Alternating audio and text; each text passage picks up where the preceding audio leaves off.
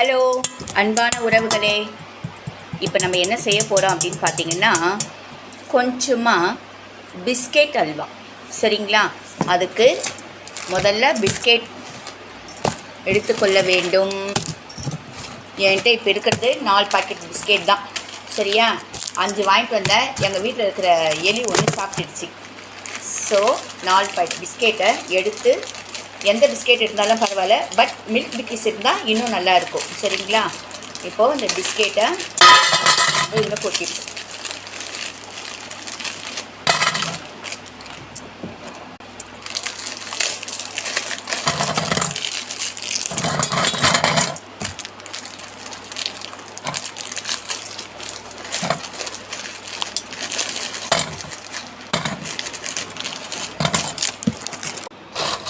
போட்டாச்சு.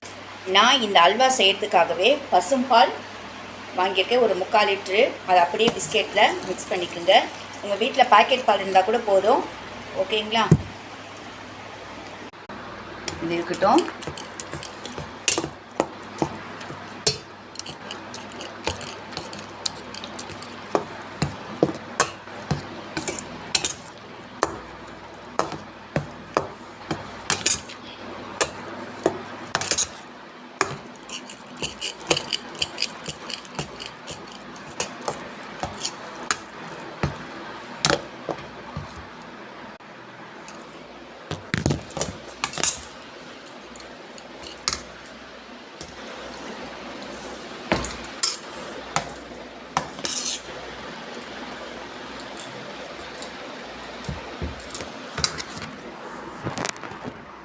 பதத்துக்கு வந்தால் போதும்.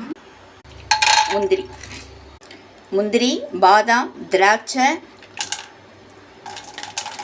எல்லாத்தையும் போட்டு நெய்யில் ஃப்ரை பண்ணி எடுத்துக்குங்க. பாதாம், முந்திரி, பிஸ்தா, கேஷ்யூநட் எல்லாத்தையும் போட்டு ஃப்ரை பண்ணி எடுத்துக்கு.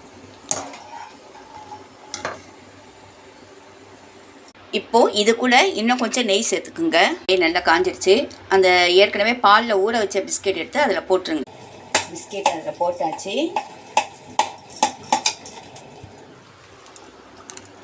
கட்டி ஆகாதபடி அப்படியே கொஞ்சம் கிண்டிக்கிட்டே இருங்க.